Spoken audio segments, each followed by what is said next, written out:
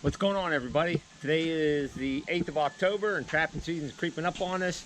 I've been out archery hunting a few times in the morning and I haven't killed anything yet, but not yesterday, 2 days ago on Monday, I was busted by probably the biggest buck I've ever had a chance at. And my buddy, he got a trail cam picture as he was leaving after I spooked him, but I'll put that picture up here hopefully. And this guy was coming in like on a shoestring to me, and I thought this was, I just thought it was meant to be. He was coming at about 12 yards. He was coming straight through broadside. I started my draw, and by the time I got the full draw, something had spooked him, and before I knew it, he was snorting and out of there.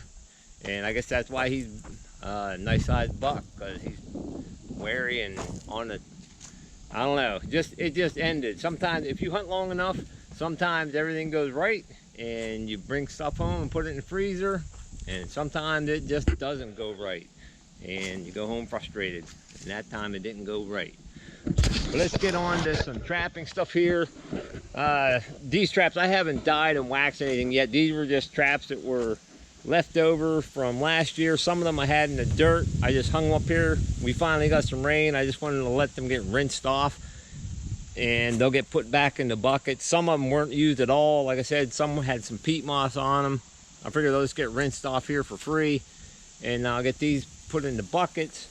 I got my dye pot is up here ready to dye some traps. I still just do logwood dye and waxing, just what I'm used to, and it's just what's been working for me. So if it ain't broke, I don't fix it. I mean, I know a lot of other guys do different things, like the dips, the speed dips and whatever. I mean, if that works for you, I mean, do whatever works for you. But this, I don't know, this is something I just like to do too, is just like dyeing and waxing traps. Just bring back memories, I guess. But I'm going to just show a few of the things I picked up so far this year. Up at the Pennsylvania mini rendezvous or trapper trainer weekend, I picked up a dozen Duke #2 dogless. I was looking for some Bridgers, but they had these Dukes, so I took these. They were 4-coiled, but I mean the Dukes, I'll give them the nod on the spring power. They have some stout springs on them, so they're pretty much a carbon copy, or Bridger's a carbon copy of this, one or the other. They're almost identical traps, really. The pan's almost identical and everything. Tuning them was about identical. The one thing I will say is, like I said, I give the nod to the springs on the Dukes. They're pretty powerful. But I give the nod to Bridger's on like a little, not that they're the best craftsmanship, but the Dukes had a lot of sharp edges on them, and they still do. I was trying to grind all the sharp edges off, but it just got to be too much. I ground down the jaws a little bit to let them close a little more. The offset was pretty wide for what I thought they should be. I cut the chains down a little bit shorter and welded the J-hook shut. I think I cut the chains almost in half. But I got them bundled up, ready to go into the wax or the dye and wax pot. If they don't take any dye, I don't care. I'm not worried about, I mean, they got a tiny bit of rust on them, but I'm not too worried about that. So I picked up a dozen of those. And these I ordered straight from Todd Strohecker. This ring burner, this I've used in the past. I like this lure a lot. And this one, the Reckless Abandon, I just picked it just by reading on his web page. I opened it up. It has I don't know, it has a really heavy ammonia smell to me. I'm not sure, but I mean, I don't know if it must be like heavy urine base or something. I might let it air out some. But this, I know I like this stuff. What else did I pick up there? I got some of this from Coon Creek. This is Ryan Wilson's baits and stuff he makes. This bucket kicker.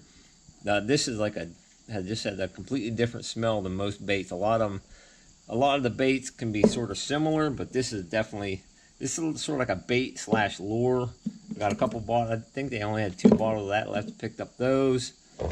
And these I didn't pick up, but these are some more Ryan's baits that I like to use. There's Pipe Bomb. These two I was looking for up there, the Happy Endings, and what's this other one? The Grave Digger. I was gonna get another bottle of each of these. If I run out of bait and stuff, I'll probably just order some of these. What else I got? I ordered some of this bait from Cavens from Minnesota Trap Line. Some of these baits, especially if they have some skunk in them, I like to order them if I can straight from whoever makes them. And these I just got straight from Minnesota. I got a couple dozen super steaks with chains on them. This is my bait container here. I got a whole bunch of older, some of them haven't even been opened yet. I got plenty. I got tons of Landlord and stuff. Toad, what do you think? He's my tester. What do you think of that, buddy? He's like, I don't know. What do you think of that? I don't know. He's okay. You want to crawl right in that bucket, don't you? It smells good, right, Tobes? I forgot to show one thing. Got some stuff stacked up here. In here should be 10 pounds, or actually 20 pounds, 2 bags of flake wax in here. I've used wax dirt in the past. The only time, I'm going to turn my light on here. The only time I ever had a problem with wax dirt was the first time I made it. And as soon as I took it out of the heat, I put it right in the bucket. I never let it cool, and I sealed it up. And then when I opened it up to use it, it was moldy smelling. I mean, it smelled awful. And I tried to use it, never caught a thing. I should have just left my traps in the shed and gave it up for that winter, because it was a tough winter and it just didn't work for me. But now I've learned how to store it and stuff. After that, when I started storing it and letting it cool, and storing it and letting it air out and stuff, I've never had a problem with it, with avoidance, as far as I could tell anyways. So I got a bunch of dry dirt here, sifted out, and I'll probably make some wax dirt as soon as I get some time. Like I said, I showed this before. I got my peat moss, and what else? Some of this stuff might be repetitive that I showed in my last video. I mean, I only got a few buckets of traps here that I got to wax besides the Dukes. I got a pile of these screen covers made. I showed that on the last one. I'm going to be making up some more of these sticks, for the lure sticks. These are really handy. I learned this from Hearn off of Trapper Man. Just taking chunks of goldenrod, cutting them and bundling them up like that. It's really strange. Like, you get out in the trap line and you think, oh, I can find a stick anywhere, but you're sitting there fumbling around looking for a stick. Take a few minutes. I just take a big bundle of these goldenrod and just chop them up my miter saw, and then bundle them up with zip ties. As I pull them out, I can just keep tightening this up, and it keeps them bundled up like that in my lure bucket. And what else?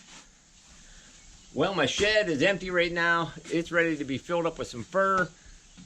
I think our season starts on the 25th of October. Depending on how archery season goes, that'll depend on how many traps I set early on.